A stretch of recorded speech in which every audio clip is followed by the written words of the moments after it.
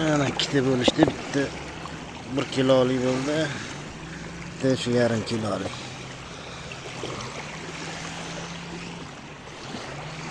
Endi boshlayapti urush.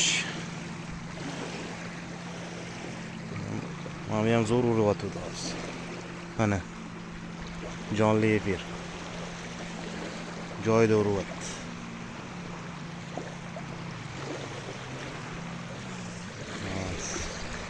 Ikkinchisini o'qlayapti, boy urdi hozir.